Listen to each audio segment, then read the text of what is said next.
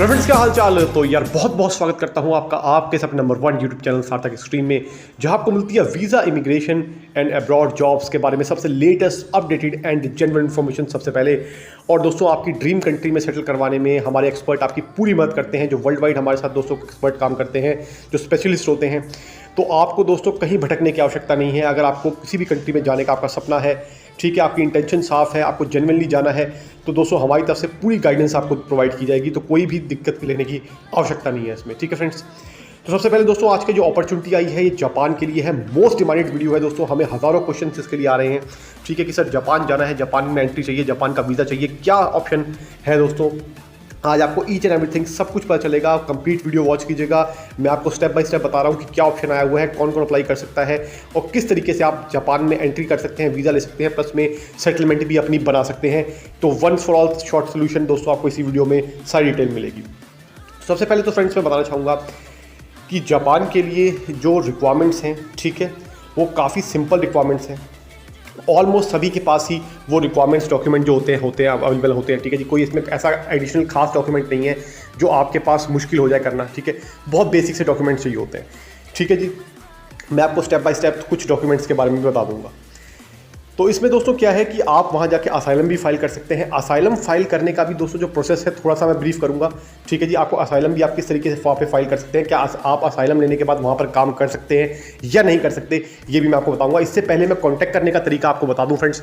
Contact करने के लिए वर्ल्ड वाइड आप किसी भी नेशनलिटी में बैठे हैं, ठीक है जी, आपको जेन्युइनली किसी भी कंट्री का काम करवाना है, कोई गाइडेंस चाहिए, ठीक है जी, तो आप बेझक होकर हमसे संपर्क कर सकते हैं। संपर्क करने के लिए सिंपल सा प्रोसेस है, मेंबरशिप चार्ज पे कीजिए। मेंबरशिप चार्ज पे करने के बाद हमारी जो टेलीग्राम आईडी है, ठीक है, और व्हाट्सएप नंबर है हमारी वीडियो की डिस्क्रिप्शन में आपको क्लियरली दिख जाएंगे। मेंबरशिप चार्ज पे करने के बाद व्हाट्सएप के थ्रू आप मैसेज कर सकते हैं, टेलीग्राम के थ्रू मैसेज कर सकते हैं और अपनी कॉल बुक कर सकते हैं हमारे एक्सपर्ट के साथ और आगे की जानकारी प्राप्त कर सकते हैं, ठीक है जी, और अपना प्रोसेस को शुरू करवा सकते हैं जिसकी भी इच्छा हो, अपनी इच्छा अनुसार, ठीक है जी। तो ये सब चीज़ें मैंने आपको क्लियर कर दी फ्रेंड्स। अब आते हैं टॉपिक पे। तो देखिए, जिसको भी जो तो जापान में जाना है, तो जापान के लिए सबसे नंबर 1 पे चाहिए आपका 6 महीने वैलिड होना पासपोर्ट। आप दोस्तों किसी भी नेशनलिटी से हैं, आपका पासपोर्ट 6 मंथ तक वैलिड होना चाहिए, ठीक है जी। नंबर 2 पे मैं बात कर लेता हूँ आपकी बैंक स्टेटमेंट की। तो भैया आपको बैंक स्टेटमेंट भी दिखानी पड़ेगी, ठीक है। 3 से लेके 6 महीने के बीच में आप दिखा सकते हैं, या तो 3 महीने की या 6 महीने की। हम रिकमेंड करते हैं फ्रेंड्स 6 महीने की आप दिखाएं, ठीक है जी। किस तरीके से मेंटेन करनी है वो आपको गाइड कर देंगे। उसके बाद दोस्तों आपकी चाहिए होती है ITR। अब फ्रेंड्स अगर कोई बंदा काम कर रहा है तो वेल एंड गुड। काफ़ी सारे हज़ारों सवाल हमें ये भी आते हैं कि सर हम अनएम्प्लॉयड हैं, कोई काम नहीं है, कोई जॉब नहीं है, कोई बड़ा अच्छा खासा बिजनेस नहीं है, तो फिर कैसे अप्लाई करें। तो दोस्तों उसका भी तरीका है, आप हमसे संपर्क कर सकते हैं। अगर आप कुछ काम नहीं भी कर रहे हैं तब भी दोस्तों आपको बताया जाएगा कि किस तरीके से आपका वीज़ा मिल सकता है, तो आप संपर्क कर सकते हैं। तो घबराने की आवश्यकता नहीं है, यहाँ मैं आपको सिर्फ बेसिक डॉक्यूमेंट समझा रहा हूँ, ठीक है जी। आपकी 2 साल की दोस्तों ITR होती है।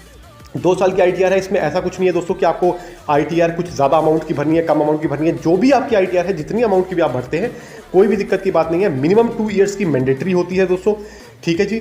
और उसका सब्सिट्यूट भी होता है, अगर आपके पास वो नहीं है तो उसको एडिशनल किस तरीके से सपोर्टिंग डॉक्यूमेंट्स में लेना है वो भी हम आपको बताएंगे जब आप हमसे बात करेंगे। मैं अभी आपको बेसिक डॉक्यूमेंट समझा रहा हूँ, ठीक है जी।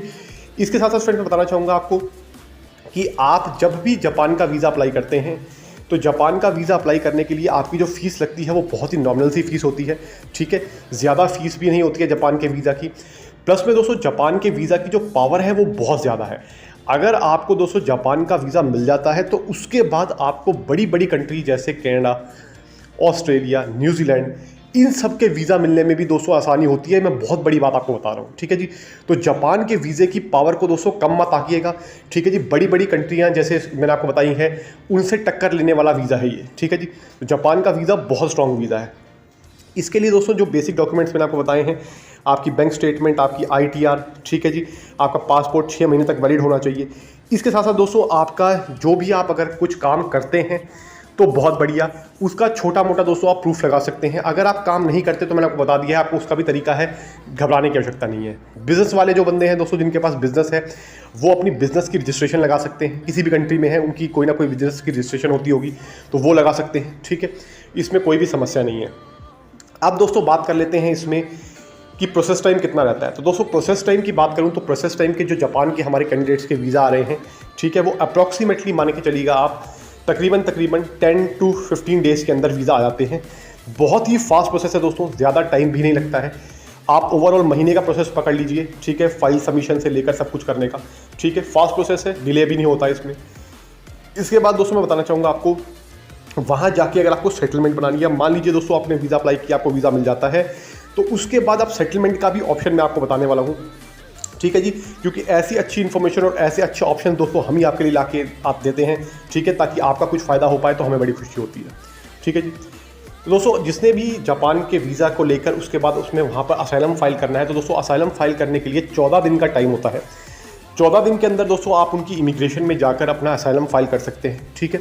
असाइलम फाइल करने का दोस्तों सिंपल सा प्रोसेस होता है, आपको बताना होता है कि असाइलम आप क्यों लेना चाहते हैं, ऐसा क्या दोस्तों काफ़ी कंडीशन है, ठीक है। जैसे मान लीजिए आप फॉर एग्जांपल आप बांग्लादेश के कैंडिडेट हैं, ठीक है, आप बांग्लादेश के नेशनल हैं और आप जापान में एंट्री करते हैं, ठीक है, तो आपको जापान की जो इमिग्रेशन डिपार्टमेंट है वहाँ पे जाके उनको डिक्लेयर करना होगा, उनको बताना होगा कि आपको बांग्लादेश में ऐसी क्या दिक्कत है जो आपको जापान आकर यहाँ पर रहने की ज़रूरत पड़ रही है, ठीक है जी। उसका एक फॉर्मेट होता है, उसके लिए भी ट्रेनिंग प्रोवाइड करते हैं हमारे एक्सपर्ट, ठीक है जी। किस तरीके से वो इंटरव्यू क्लियर करना है, बहुत सिंपल सा इंटरव्यू होता है, लेकिन उसे बहुत तरीके से क्लियर करना होता है फ्रेंड्स, ठीक है जी। उसमें क्या क्या सवाल पूछते हैं वो, क्योंकि मैं आपको बताने लग जाऊँगा तो वीडियो बहुत लंबी हो जाएगी, मैं आपको बेसिक बता रहा हूँ कि इस तरीके का प्रोसेस होता है, ठीक है, ओवरव्यू दे रहा हूँ आपको।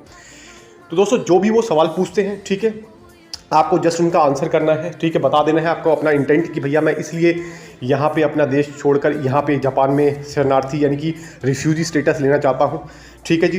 तो ये आपको उनको अपना बता देना है, सिंपल, ठीक है। उसके बाद वो इमिग्रेशन वाले अपनी वेरिफिकेशन वगैरह करते हैं और आपको वहाँ पर जाकर एंट्री ग्रांट करते हैं। अब दोस्तों बात कर लेते हैं क्या असाइलम पे काम करना अलाउड है या नहीं। काफ़ी सारे क्वेश्चन हमें आते हैं कि सर असाइलम अगर कोई बंदा वहाँ पे ले लेता है तो क्या वो काम कर सकता है कि नहीं कर सकता। दोस्तों बहुत बढ़िया क्वेश्चन है, मैं इसका आंसर आपको देने वाला हूँ। सबसे पहले तो मैं बताना चाहूँगा दोस्तों, जब भी आप वहाँ पर इमिग्रेशन से अप्रूवल मिल जाता है, ठीक है, तो आपको वहाँ पे साइड बाय साइड काम करने की अनुमति होती है। असाइलम सीकर्स के लिए दोस्तों, जो असाइलम लेते हैं उनके लिए अलग कैटेगरी की जॉब निकलती हैं, ठीक है जी। स्पेशल जॉब्स उनके लिए होती हैं, जैसे फैक्ट्रीज़ में, वेयर हाउसेज़ में। इसके साथ साथ काफ़ी सारी कंपनीज़ के जो गैराज होते हैं, तो अलग अलग कैटेगरीज़ की दोस्तों उनके लिए स्पेशल जॉब्स निकलती हैं, जो असाइलम सीकर जो होते हैं पर्सन वो कर सकते हैं। तो उसकी भी वेज रेट बहुत अच्छी उनको मिलती है। ऐसा नहीं है कि भाई उनको वेज रेट कम देंगे या उनके साथ शोषण होगा, ऐसा कुछ भी नहीं होता दोस्तों। आपको कंप्लीट जैसा आप वहाँ पे रहते हैं अच्छे तरीके से ही रहेंगे, इसमें कोई दिक्कत की बात नहीं है। लेकिन आपको काम करने की अनुमति मिल जाती है, ठीक है। थोड़ा सा टाइम ज़रूर लगता है इसमें काम करने की अनुमति मिलने में, लेकिन हाँ, आपके पास ड्यूरिंग द पीरियड का एक्सपेंस होना चाहिए कि जब तक आपको काम करने की अनुमति नहीं मिलती तो थोड़ा बहुत आपके पास एक्सपेंस होना चाहिए अपना रहने खाने के लिए, ठीक है जी।